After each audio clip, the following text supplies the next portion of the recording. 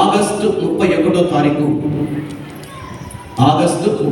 తారీఖు సోమవారం నుంచి సెప్టెంబర్ 6వ తారీఖు వరకు వారం రోజుల పాటు 7 రోజుల ఉపవాస ప్రార్థన ఉండబోతుందండి. ఎందుకు ఈ ఉపవాస ప్రార్థన అంటే, క్యాన్సర్ వ్యాధి బాధితుల కోసం, క్యాన్సర్తో పోరాడుతున్న వాళ్ళ కోసం, క్యాన్సర్ వ్యాధి మనకి మన కుటుంబ సభ్యులకి రాకుండా ఉండటానికి విజ్ఞాపన ప్రార్థన.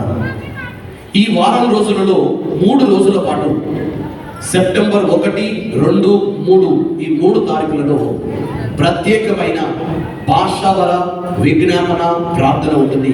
There will be praying in tongues for 3 days.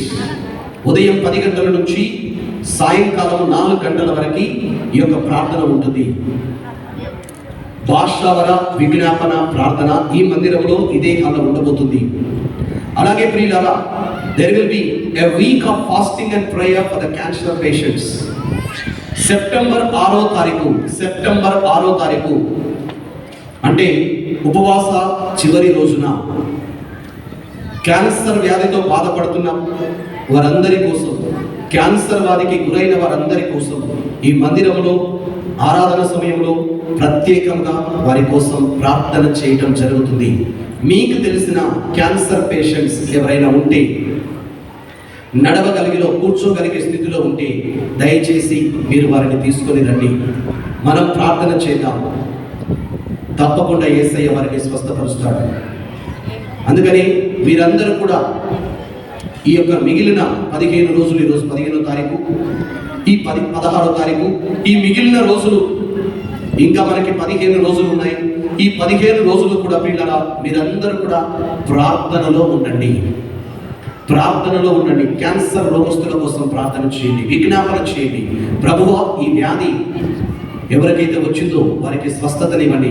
అలాగే మీ కుటుంబంలో, మీ కుటుంబ సభ్యులలో, మీ బంధుమిత్రులలో ఎవరికి కూడా ఈ క్యాన్సర్ వ్యాధి రాకుండా మీరందరూ కూడా ఆ దుష్టుడు ఆ క్యాన్సర్ కణాలను మీ శరీరంలో నాటకుండా ప్రియులారా ప్రార్థన చేయండి. ఎందుకంటే పసిపిల్లల దగ్గర నుంచి పెద్దవాళ్ళ దగ్గరికి అందరూ కూడా ఈ వ్యాధికి బాధితులు అవుతున్నారు. కాబట్టి మనందరం కూడా ప్రార్థన చేసి సంరక్షణ పొందుకోవాలి. కనుక వారం రోజుల పాటు నాతో పాటు, ఈ కేంద్రంతో పాటు ఏకీభవించి ఏక మనస్కులమై మనందరం కూడా ఒక్క పూట ఉపవాసం ఉండి ప్రార్థన చేద్దాం. ప్రైజ్ ది లార్డ్, హల్లెలూయా. ఎంతమంది చేస్తారు ప్రార్థన? మంచిగా చేయొద్దండి. ప్రార్థన చేస్తాం ఫాదర్ అన్న వాళ్ళు మంచిగా చేయొద్దు. ఎంతమంది ఉపవాసం ఉంటారు?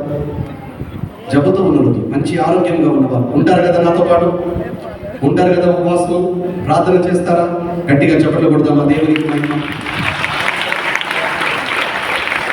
ఎందుకంటే మనం వేరే వాళ్ళ కోసం ఉపవాసం ఉండి ప్రార్థన చేసినప్పుడు దేవుడు మన కోసం నిలబడతాడు, మన కుటుంబం కోసం నిలబడతాడు. వేరే వాళ్ళ జీవితాల్లో అద్భుతాలు జరగాలని మనం నిలబడ్డప్పుడు దేవుడు మన జీవితంలో అద్భుతాలు చేస్తాడండి. వేరే వాళ్ళు స్వస్థత పడాలని మనం ప్రార్థన చేసినప్పుడు మన జీవితంలో దేవుడు స్వస్థతలు కలిగిస్తాడండి. Praise the lord.